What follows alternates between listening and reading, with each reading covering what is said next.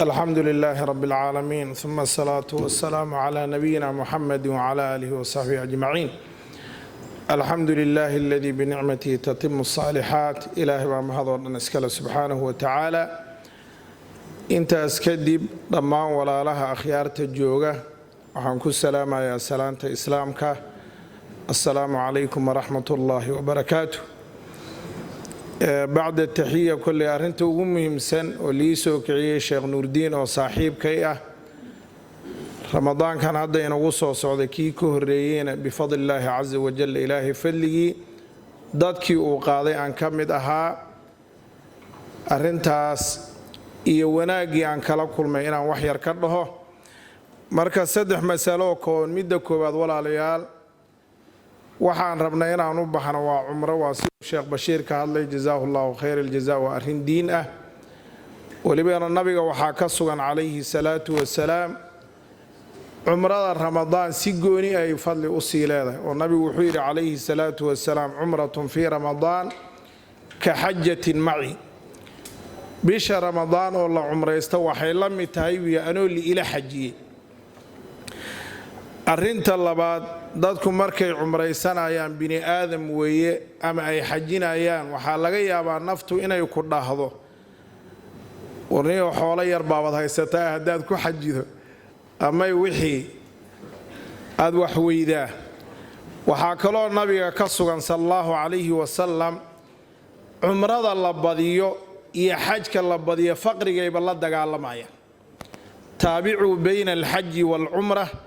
فإنهما ينفيان الفقر كما ينفي الكير خبث الحديد. نبي وحي عليه الصلاة والسلام إسراع راعية اسكو حجية حاجكي عمرة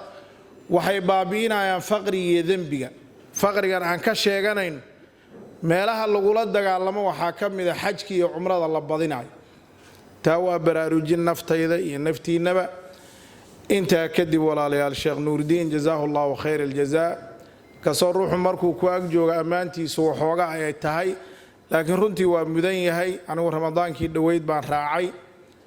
sifooyinka muhiimka ah sheekha ku arkay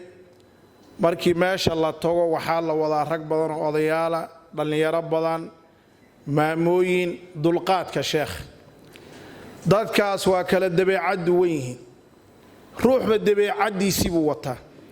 sheekhu suu noogu dulqaatay dhamaantaan odayaashii waaweyneyd ragii dhalinyarada maamooyinkii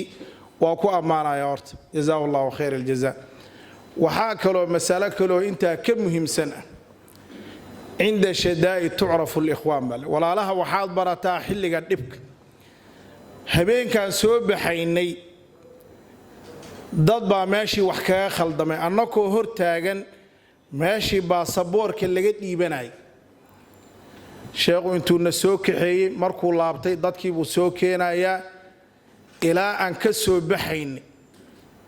lambarkiisu waa shidnaa dadka qaar waxa la yiraahdaa lambarka dansadaan moogta dad baa meeshii waxa kaga halaabay magaciisiiba magac kale uu wataaba dadka dad baa sidii la rabay wax u aqrinin ama ruuxu soo degdeg buu isleeyahay runtii meeshii buu nagala xalli sheekh marka jazaahullahu khayr aljazaa waxaan leeyahay dhalinyarada aad u niyeysan waxa kaloo wax lagu farxa ah waxa umrada tagay waxay u badnaayeen dhalinyaro waa ku amaanantiin dhalinyarada inuu ilaahay idin waafajiyay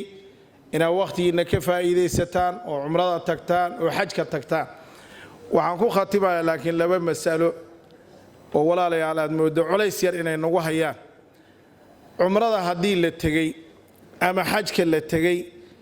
waxaad moodaa Soomaaliye qaar inaka kamida in laga cibaado badan yahay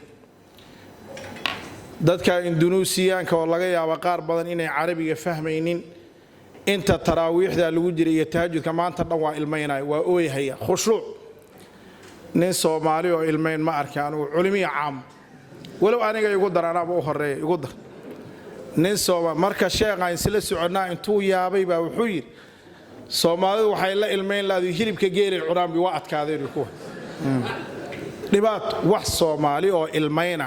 anigu dumarka ma hubahda kuwaas arinta dumarka kama hadli karo ma arkay laakiin wixii aan arkayo rag culimiya caam wax inaba ha yaraatee ilmaynaa ma arkay horta waxaan dhihi lahaa arrintaa khushuuca maadaama amaakintaa barakaysan aynu u soconno bal walaalayaal qalbigeenna soo u jilcan quraan aqrinta iyo adkaarta iyo ducada ha la badi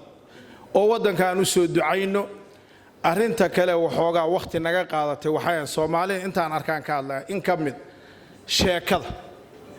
oo Soomaali maanta dhan waa la isla sheekaysan war halkan aynu isla joognay war haddana waaba isla soo laaban doonaa ilaahay idankii sheeko baa lagu jiraa sheeko marka taana waxaan dhihi lahaa walaalayaal cibaado weyn baynu u baxaynaa cibaadadaas aan xaqeeda siin dadaalka ugu badan dadaal ha reeban bil ramadaan adoo ku jira ilaahay ku qadaray beedkiisi wax dadaalaba ha reeban waa u mahad celinayaa shirkatu nuurayn iyo bangiga heshiiska qiimaha leh ay galeen runtii dad badan baa ka faa'iideysan doona waa u baahnaayeen Soomaalidu dad iska tabaryar baynu nahay kaalmay u baahnaayeen marka haddii wadadii la helay culimadiina fadwadii ay bixiyeen dad badan baa ka faa'iideysan doona runtii wax lagu diirsado noqon doona culimadu sidaa ay uga hadleen waxa weeye dadkii deynta qaatayona insha Allah deyntii in la iska gudo oo sida lagu ballamay loo gudaa loo baahay sida lagu ballamay in khayrkan inuu noo sii socdo aynu u baahanna haddii marka la arko dadkii hore deynta si fiican u bixiyay haddii dhiiranaan bay dadkii kala helayaan waxaan ku khatimayaa dhiiranaanta Sheekh Nuurdiin khayr Allah si wuxuu yiri caawa in la soo camiro waa runtii bari baa anoo Nairobi joogay waxaan ka qayb galay nadwa al-caalamiya li shabaab baa waxay sameeynaysay dowro marka ninba Sacuudiga laga soo diray waxa la konton ruux ku imaada dowra seminar baa la idin qabanay masaajidka jaamiya Moscow masaajidka u weyn toonka Nairobi waxaa dhacday marka ninkii xiriiriyaha baa kelimo qiimo badanay waxaan ku nimid maalinkii ugu horeysay meesha qadaana lagu siinayaa waxba laga ma rabo culimaa naloo keenay wuxuu nimeen maalinkii ugu horeysay dad yar baan ku nimid wuxuu dhageyst ninkan dowladda bixinayo shilin idinka ma rabo waa nin la soo diray shilin idinka ma rabo laakiin arrin baa idin sheegay muhiim kontanka ruuxee lagu ballamay hadaa ku imaataan iyo hadaa ku imaan weydaa maxaa dhacay wuxuu kontankii ruux hadaa ku imaataan ay la rabay cilmiga ku jiro dhan waa ka soo baxaya waa faa'iideysanaysa afar madoobaati hadaa ku imaataan wixii ku jira ku laabanayo haddaan marka la isdhiira gelin waa sidaas hadda maanta Sheekh Nuurdiin dhiira gelin uu nooga baahan yahay runtii waxa soo socota fil mustaqbal hadduu Ilaahay inoo qadaro iyadoo la leeyahay inakoo lacagtii haysana lama hayo fiisadii xajka waa buuxsatay hadda xajkii waa buuxaan sidan ku maqlaayaan waxa soo socota adoo lacagta haysta oo raba inaad umraysatay in lagu dhaaf fiisa lagu ma hay saasa soo socota dadkii waa fahmeen faa'iidada umrada dadku waa fahmeen faa'iidada xajka marka soo camira markii la leeyahay waa dhiiranaan innaka leeyna dhiiranaa innakaana u baahan runtii innaka u baahan laakiin waxa soo socotaba adoo lacagta haysta oo baasaboorkii haysta inaad weydaba fiisadii saasa soo socota aan faa'iideysana dhalinyarada shaqaysta waxaan si gaar ah u leeyahay walaalayaal cimrigu waa wax iska kooban umrada imaada faa'iideysta walaalayaal runtii wanaag badan baad ka soo helaysaan hadda kadib idinka u qiiran doona السلام عليكم ورحمة الله وبركاته